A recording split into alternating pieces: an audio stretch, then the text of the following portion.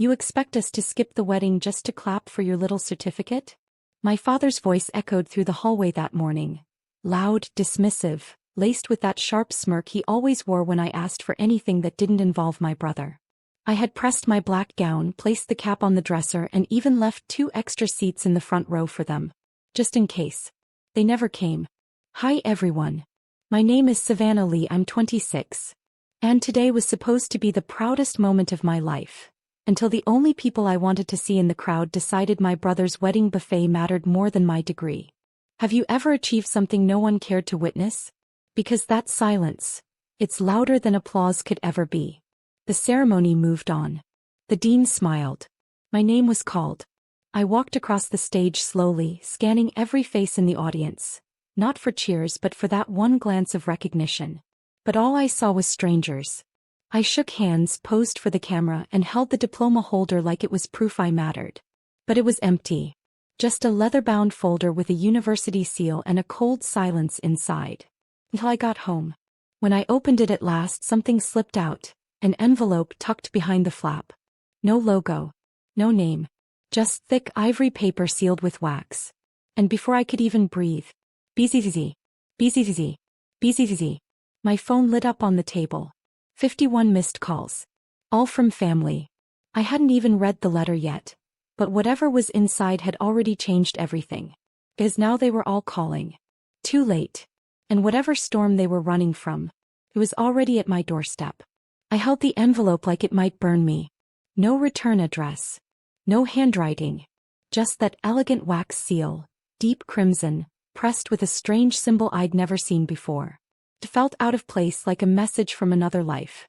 I peeled the seal slowly, careful not to tear the paper. Inside was a single sheet, thick like cardstock and typed in clean black ink. To the rightful recipient. Congratulations. You have completed more than a degree. You've proven yourself worthy. Enclosed is the key to the truth your family never wanted you to know. Look beneath the floorboards in your childhood room. 3rd panel from the closet. And Savannah, do not tell anyone. Especially not them. My hands started to tremble. I looked at the time, 4:47 p.m. The wedding ceremony would have just ended. Pictures, laughter, champagne. All while I stood here reading a message that smelled faintly of lavender and old paper. And betrayal. My phone buzzed again. Savannah. We need to talk. Now. Dad, call me back immediately. Aunt Carla, don't open anything. Please. That one made my breath catch. How did she know? I didn't respond. I grabbed my keys, tossed on a hoodie, and headed to the house I hadn't entered in years. The one they moved out of and kept locked up like a tomb after my brother's engagement. It was still there. Dusty. Quiet. The mailbox stuffed with junk and fake holiday postcards. I let myself in with the old hidden key behind the drain pipe. No one had been here in months. Upstairs, my room was still pink and blue, frozen in time. Posters peeling. Books tilted. That weird creak near the closet still moaned when I stepped on it. 3rd panel from the closet. I knelt. My fingers pried the wood. It lifted clean. And beneath it was a metal box. Inside. Not money. Not photos. Documents. A deed. And a note written in my grandfather's shaky cursive. This home and the account tied to it belonged to Savannah Lee only. Do not trust your father with this. He betrayed the agreement. I stared at the old paper. The legal stamp. The bank routing number. And in that moment something inside me turned ice cold. They skipped my ceremony. Because they thought I'd never find out I own everything they've built their lives around. I sat there on the floor, my old bedsheets covered in dust, the box open like a casket, exposing the truth they had buried. The deed was real. The bank documents were real. The signatures, dates, all in order. My grandfather, the only man who ever believed in me, had left everything to me. Quietly. Wiggly. And they knew. That's why they skipped my graduation. That's why Aunt Carla begged me not to open anything. That's why suddenly I wasn't invisible anymore. Downstairs the old landline rang. Not my cell. The dusty beige phone mounted near the kitchen, the one that hadn't rung since Dad moved out. I hesitated. Picked up. Savannah. The voice was unfamiliar. Male. Come. Measured. You don't know me, but I was asked to watch over that property in case the letter ever reached you. I was at your ceremony today. Back row. Black suit. They never saw me. My throat went dry. Who are you? He paused. Someone your grandfather trusted more than his own son. The line went dead. I stood there, phone still pressed to my ear, heart hammering. Someone had been there, watching me walk across that stage alone. And now watching the house. My phone buzzed again. This time a voice message from Dad. Savannah. This is serious. You need to give that envelope to me. You don't understand what you found. That house is part of an agreement, and you are not supposed to be involved. Do not go digging into the past. Call me. The way he said give it to me made my stomach turn. Not let's talk. Not what did you find. Just give. Like it was his. I sat down at the kitchen table, the one Mom used to make cookies on back when things felt normal. I unfolded the deed again. The property had been transferred quietly, 6 weeks before Grandpa died. 2 weeks after my brother's engagement party. No one ever told me he was sick. No one invited me to the funeral. Because they were hiding this. They'd erased me from the story. But the ink on this paper said otherwise. And now that I knew, they were scrambling. Too late. Because I wasn't the same girl who used to ask for permission to speak. Now I had the power. And they knew it. That night I didn't go home. I stayed in my old room, the one they forgot to clear out, the one that still smelled faintly of rosewater and schoolbooks. I curled up on the mattress with the deed beside me like armor. I didn't cry. Not anymore. By morning my phone was a war zone. 14 new voicemails. 23 unread texts. But the one that stood out was from my cousin Lila. Save, you need to know something. There was a family meeting after Grandpa passed. You weren't invited. Your dad made everyone swear not to mention you. He said she's out, she made her choice. I thought you knew. My choice? You mean, choosing education over pretending to be part of their perfect family tree? I remembered sitting alone in my dorm room the night of my brother's engagement party, staring at the RSVP on my phone. I never clicked. No one even followed up. No one cared. They never said it out loud, but I knew I was the extra piece. The girl who didn't fit the mold. Who didn't need anyone to get where she was going. Around noon I got a text from an unknown number. A picture. It was my brother standing at the altar mid-vow, smiling.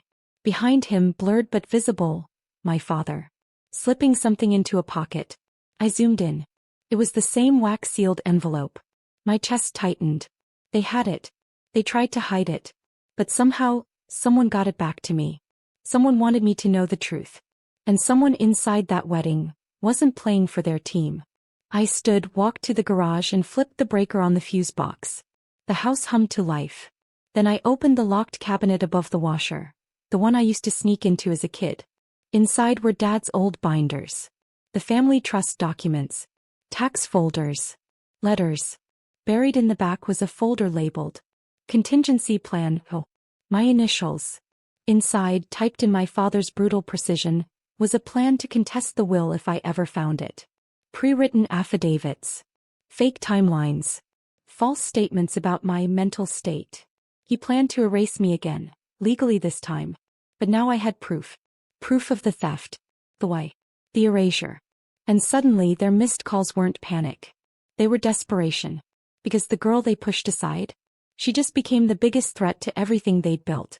By the time I stepped into the lawyer's office, the receptionist already knew my name. You must be Miss Lee. He's been expecting you. That sentence alone made my stomach twist. Because no one ever expected me. I was the forgotten daughter. The quiet one. The background character in my family's legacy drama.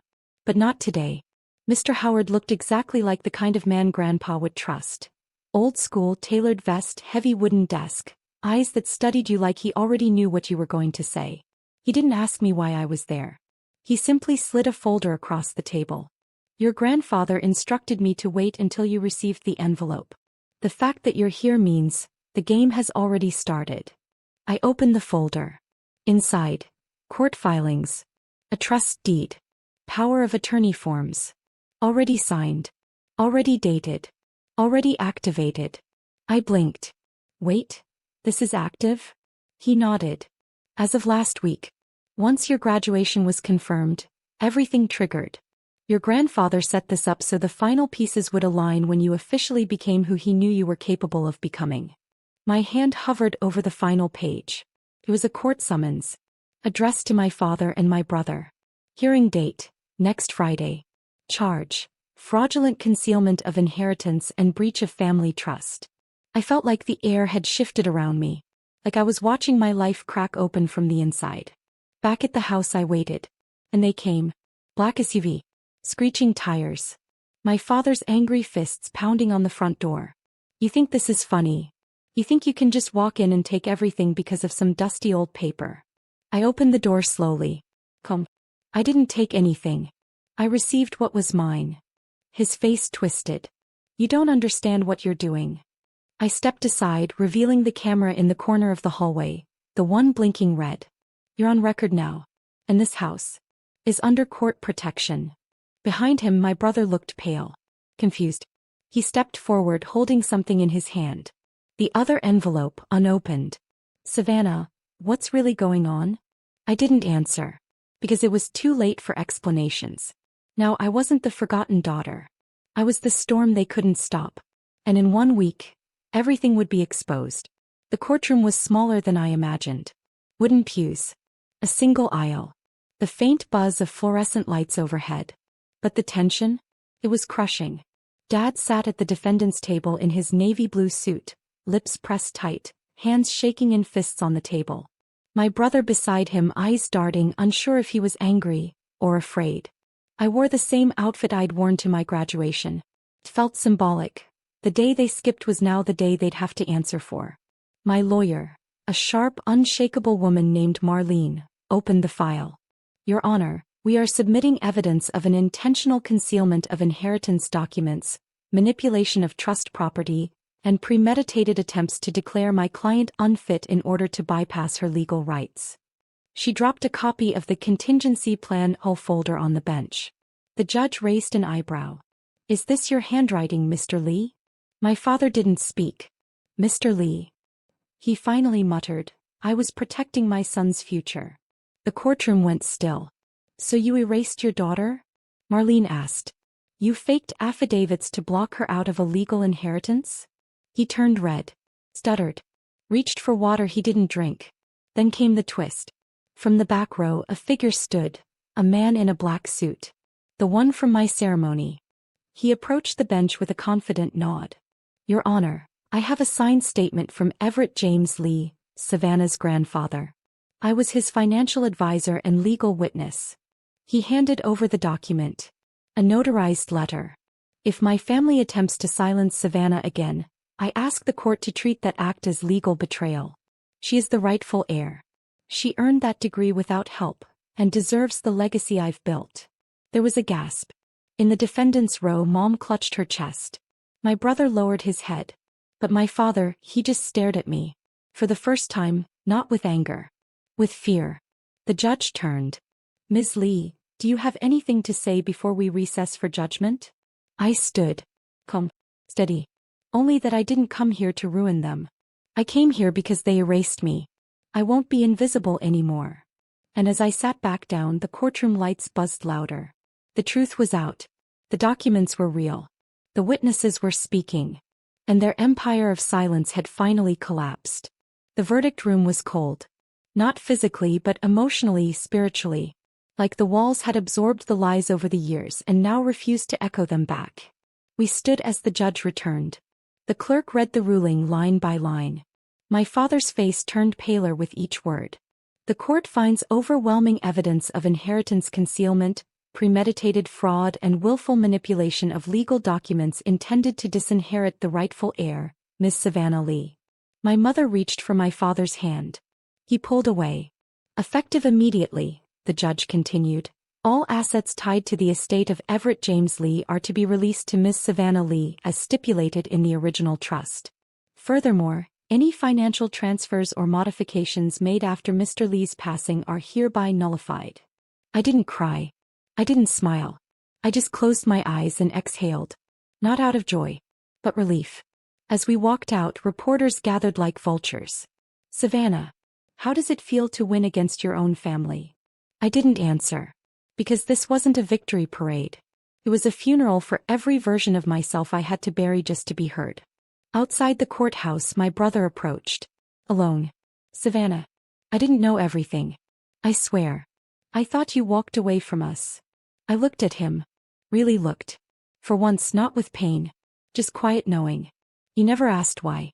You just believed what was easier. He blinked. So what now? You're rich and we're not. I paused. No. I'm free. And you're still blaming the wrong things. He didn't respond. He just turned, shoulders hunched, walking back to the family that once feasted off my silence.